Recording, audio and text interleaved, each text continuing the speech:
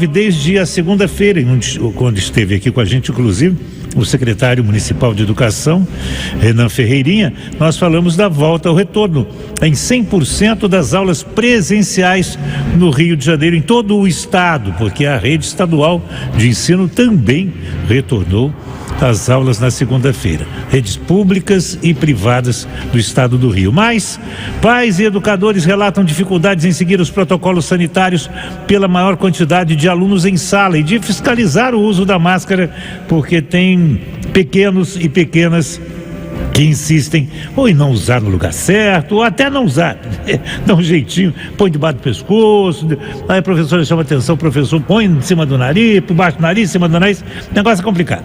Dados do painel Covid da Prefeitura do Rio também mostram que até ontem, apenas 44% das crianças entre 5 e 11 anos compareceram aos postos para tomar a primeira dose. Inclusive a Manu me disse que vai acontecer, é hoje o que vai acontecer, Manu, essa busca pelos alunos da rede municipal de ensino? Não, a partir de amanhã, Barbosa, quinta-feira, isso. São 20 mil alunos que serão buscados, é isso? Mais de 20 mil. Mais de 20 mil. Pois bem, eu sei que isso é preocupação sua também, presidente André Siciliano. E de que forma a Assembleia Legislativa, sob a sua liderança, está se comportando a esse respeito? Bom dia. Bom dia, Francisco. Bom dia aos ouvintes da Super Rádio Tupi. Então, tem algumas questões que a gente precisa levar em conta. Por exemplo, o artigo 14 do Estatuto da Criança e Adolescente diz que no momento da matrícula, a escola tem que exigir a carteira de vacinação. Inclusive, tem uma penalidade no próprio estatuto para os pais que não vacinarem as crianças. Mas essa vacinação é aquela já que a gente faz há muitos anos, né? Porque a exigência ainda não está posta a vacina da Covid no Plano Nacional de Imunização.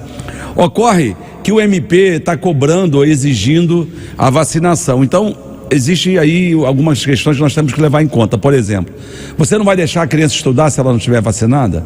Porque a obrigação do Estado é vacinar as crianças. Inclusive, isso é determinação constitucional. Então, a gente está tentando conversar e atender as demandas de forma que a gente possa exigir a vacina no momento da matrícula e não impedir o aluno de estudar por falta da vacina, mas comunicarmos ao Ministério Público que está fazendo essa exigência para que a gente possa buscar a solução. Então, Francisco, primeiro, a educação pública, a educação particular, a educação das crianças é uma necessidade, é uma obrigação do Estado. Então, nós estamos tentando meio termo, tentando buscar o caminho do meio. Então, a Assembleia tem 2 projetos de leis, um de minha autoria do deputado Eliomar e um de autoria do deputado Flávio Serafini.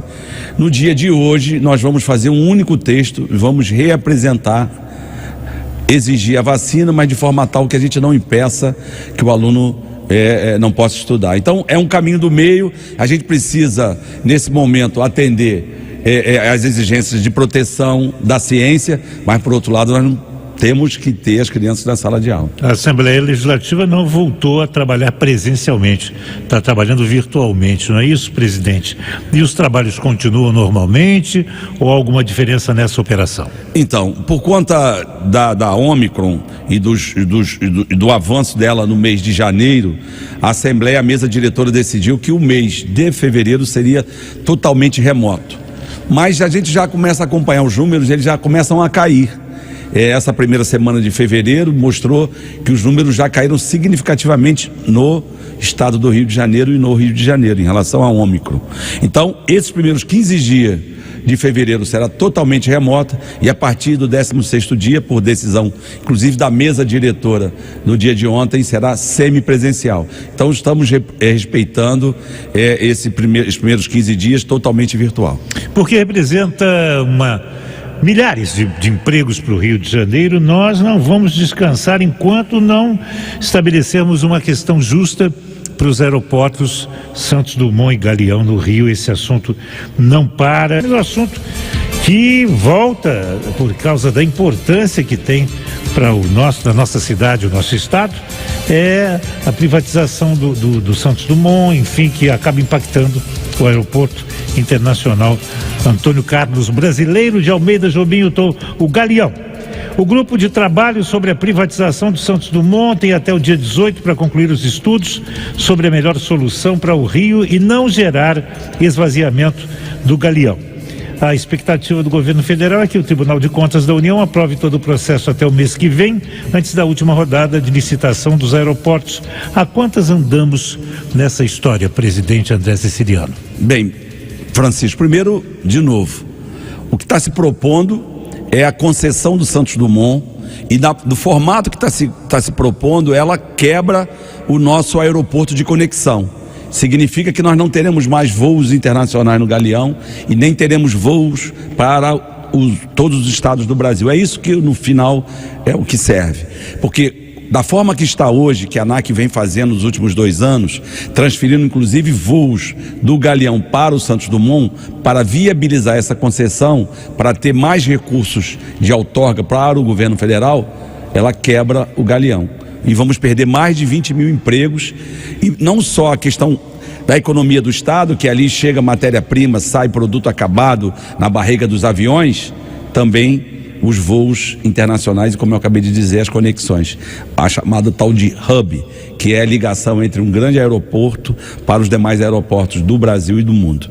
Então é um risco de perda de empregos direto, é um risco claro. E o governo federal, apesar de ter um recurso de outorga, ele não ganha nada com isso, porque ele também é dono do Galeão, ele tem 49% da concessão do Galeão. Então, Francisco e aos ouvintes, o que a gente está querendo é fazer com que o Santos Dumont tenha o mesmo tratamento do Confins em Minas Gerais, em Belo Horizonte. Lá tem o aeroporto da Pampulha e o Confins. O Confins é o internacional. E é bom que se diga que ele está a 45 quilômetros de Belo Horizonte. O aeroporto da Pampulha, que é um aeroporto regional, assim como o aeroporto Santos Dumont, ele foi concedido, ele foi entregue ao Estado para o Estado modelar. Isso seria ótimo, mas o que nós estamos querendo agora, Francisco, já se mexeu, inclusive no edital, mas, de novo, a mexida no edital é para facilitar quem vai ganhar concessão. Por quê? No primeiro momento, a primeira mexida foi de estender de 2 anos o investimento para 5, facilitando quem ganhar a concessão. O segundo momento foi tirar os aeroportos de Uberaba, Uberlândia, Montes Claros e Jacarepaguá do mesmo lote de concessão do Santos Dumont. De novo, esses aeroportos são deficitários. Então, o lucro do Santos Dumont ia pagar investimentos nesses 4 aeroportos. Então, facilitou mais ainda quem vai ganhar a concessão. O que a gente quer é que tenha agora um limite de passageiros ou um limite de distância, né? Porque a vocação do Santos Dumont, ele é um aeroporto regional para voos, por exemplo, com ponte aérea para Rio, São Paulo, e o que a gente fala de uma distância de até 500 quilômetros. Ou, de novo, limitar o número de passageiros. E para limitar tem que ser 6 milhões, no máximo 7 milhões por ano, porque senão ele vai concorrer deslealmente com o Galeão.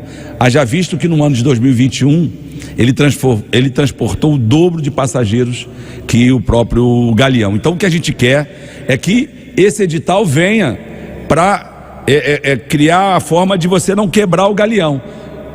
As mexidas que aconteceram, as duas, só foi para facilitar a vida de quem vai ganhar a concessão. Nós estaremos acompanhando de perto todo esse processo aí, para que o Rio de Janeiro não perca, né, em nada, não só no transporte de passageiros, como no transporte de cargas também, tão importantes. É preciso estar vigilante para evitar que esse surto que está aí, altamente transmissível, se transforme num problema. Estamos acompanhando, falamos na questão do protocolo nas escolas, né? Agora vamos falar de carnaval. Foi adiado o carnaval, né, no Rio e em São Paulo em conjunto, graças às recomendações dos comitês científicos, mas a data do carnaval está aí, né?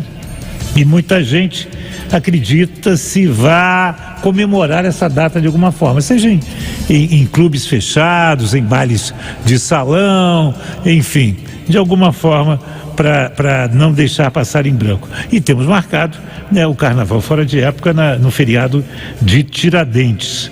Na sua opinião, como é que é bom para o Rio de Janeiro que aconteceu esse adiamento e nós vamos tirar proveito de todas as datas, na data oficial e na data agora extraoficial, o presidente André Siciliano? Bem, primeiro, respeitar a ciência, né? Isso foi muito positivo. Segundo, é feriado no calendário, feriado nacional, a terça-feira de carnaval. E a dúvida é, vai se estender, vai cancelar o feriado, sim ou não? Mas aí você lembra também da economia, porque por conta dessa data você tem as cidades, não só na capital, também na capital, mas você tem Búzios, por exemplo, Itatiaia, Petrópolis, que já tem as reservas durante o ano para o período de carnaval. Então, para a economia, esse feriado também é bom. Então, a dúvida era se segunda-feira será ponto facultativo ou não, e quarta. Inclusive, ontem foi motivo de uma conversa minha com o governador. E a gente, eu acho que seguiu bem para dizer, governador, tem a capital, temos que respeitar o carnaval, né? Sapucaí, os desfiles, mas nós temos as outras cidades que também vivem do turismo. Então, eu acho que tem que manter o calendário. Segunda-feira, como sempre, ponto facultativo, e quarta-feira, meio período. Ponto facultativo, para que a gente possa resguardar essas reservas e as cidades que também vivem nesse período do turismo. O Rio de Janeiro, inclusive, já trabalhou um acordo aí para que na terça de carnaval, que é também a data de aniversário do Rio de Janeiro, todo mundo trabalhe, né? Há um acordo aí comercial para que a terça-feira seja um dia de faturamento, já que o Rio tem essa vocação mesmo. Você aos domingos sai e compra tudo que você quer, né? Nos feriados a mesma coisa, e que a terça de carnaval também seja um motivo de faturamento para o comércio do Rio de Janeiro, assim como segunda e quarta-feiras. O Rio de Janeiro sempre tirou proveito do carnaval e vai, como disse bem o presidente André Siciliano, continuar tirando proveito. Nós passamos o programa, parte boa do programa aqui, nos intervalos, tentando descobrir que música do Roberto Carlos que o Papa tinha citado, e eu me aproveitei.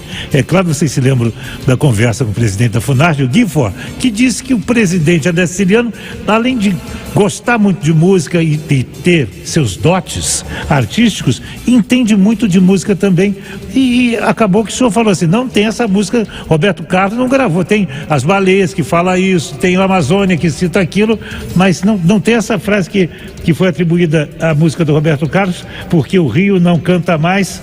A pergunta o filho ao pai, e o pai responde que o Rio já não existe mais. Essa música é de quem, afinal de contas, presidente André Siciliano?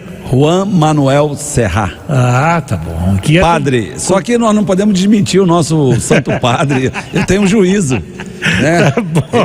Tá bom. Ele se enganou. Tá vendo como um artista, quando ele é referência, como Roberto Carlos por todo mundo, a pessoa atribui a ele coisas lindas que ele nem fez, porque sabe que é bonito, pode ser do Roberto Carlos, né?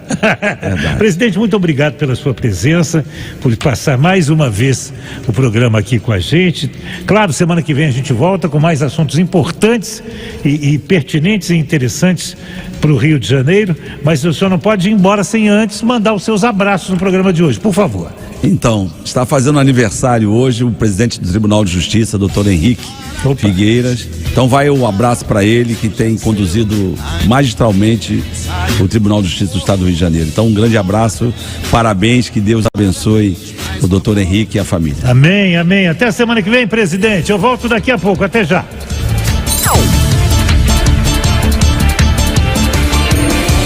Super Debate, Francisco Barbosa.